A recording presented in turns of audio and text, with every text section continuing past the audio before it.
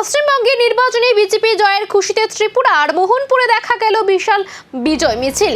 নেতৃত্বে ছিলেন মন্ত্রী রতনলাল নাথ। পশ্চিমবঙ্গের ফলাফল প্রকাশের পরে মোহনপুরে শুরু হয় বিজেপির উল্লাস।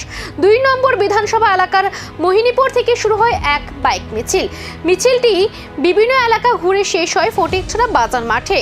পুরো পথে ছিল নাচ গান আর উৎসবের আবহ। এই বিজয় মিছিলে উপস্থিত ছিলেন এলাকার বিধায়ক তথা বিদ্যুৎ ও কৃষি মন্ত্রী রতনলাল নাথ। সাংবাদিকদের মুখোমুখি হয়ে তিনি বলেন, এই জয় মানুষের জয় এবং গণতন্ত্রের জয়। তিনি আরো বলেন, দেশের উন্নয়নের স্বার্থে এক ভারত শ্রেষ্ঠ ভারত এর ভাবনাকে এগিয়ে নিয়ে যাওয়াই লক্ষ্য। আমি জানতাম যে আমি যে দুইটা কেন্দ্রে কাজ করেছি, আমাদের এই জোড়াসাঁকো এবং শামপুকুর এই দুইটা প্রার্থী খুব ভালো ছিল।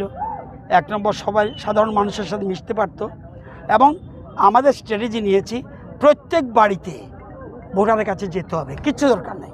বড় জনসভার দরকার, ঠিক আছে দরকার, কিন্তু প্রত্যেকের বাড়িতে যেয়ে বিজেপির মেসেজটা দিতে হবে, উন্নয়নের মেসেজটা দিতে হবে। পশ্চিমবঙ্গে মানুষ থাকতে পারবে না চলে যাবে, এই জায়গায় ছিল। আদৌ পশ্চিমবঙ্গ ভারতের অন্তর্ভুক্ত থাকবে না মিনি পাকিস্তান হবে, এটা ছিল। মিনি পাকিস্তানের কথা ফিরহাদ হাকিম বলেছিল, সুতরাং আজকে সেখানকার মানুষ রায় দিয়েছে। উৎসব, উল্লাস আর রাজনৈতিক বার্তা সব মিলিয়ে মোহনপুরে বিজয় মিছিল নতুন করে ইঙ্গিত দিচ্ছে বড় রাজনৈতিক সমীকরণের। এই জয় কি শুধু একটি রাজ্যে নাকি এর প্রভাব পড়বে আরো বড় সড়ো, সে প্রশ্নই এখন ঘুরছে রাজনৈতিক মহলে।